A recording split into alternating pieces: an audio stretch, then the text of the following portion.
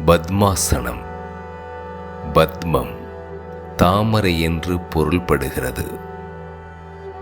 தாமரையின் தண்டு போல் முதுகுத்தண்டை நிமிர்த்தி நேராக அமரும் ஆசனம் பத்மாசனம்.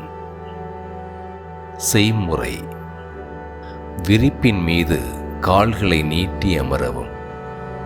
வலது காலை மடித்து பாதத்தை இடது தொடை மீது வயிற்றை ஒட்டியவாறு வைக்கவும். இடது காலை மடித்து பாதத்தை வலது தொடை மீது வயிற்றை ஒட்டியவாறு வைக்கவும். முதுகுத்தண்டை நிமிர்த்தி உட்காரவும். சின்முத்திரை பிடித்து கைகளை மடிக்காது நேராக வைக்கவும். கண்களை மூடி 50 எண்ணிக்கையிலிருந்து 49, 48, 47 என்று மெதுவாக எண்ணி 0 முடிக்கவும். கண்களை திறந்து சின்முத்திரையை களைத்து கால்களை பிரித்து நீட்டி உட்காரவும். பத்மாசனம் செய்வதால் ஏற்படும் பயன்கள்: இடுப்பு பகுதி பலம் பெறுகிறது. நரம்பு மண்டலத்தினை அமைதிப்படுத்துகிறது. தியானம், மூச்சு பயிற்சி, குண்டலினி யோகம் ஆகிய பயிற்சிகளை செய்ய உதவுகிறது.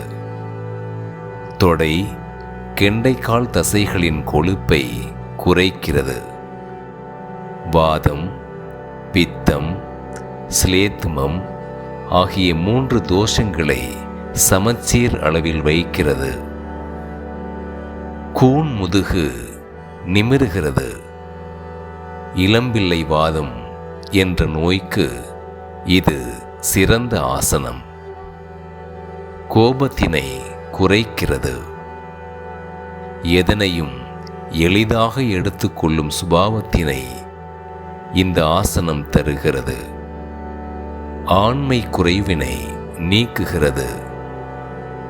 கால்கள் மறுத்து போகுதல், குதிகால் வலி போன்ற வாத நோய்கள் தீருகிறது. நாற்காலியில் நீண்ட நேரம் அமர்ந்து பணிகளை செய்பவர்கள் இந்த பத்மாசனத்தினை தினமும் காலை அரை மணி நேரமும் மாலை அரை மணி நேரமும் செய்து வந்தால் முதுகுத்தண்டு பலம் பெறுகிறது. அடுத்த பகுதியில் அடுத்த ஆசனத்தோடு சந்திப்போம்.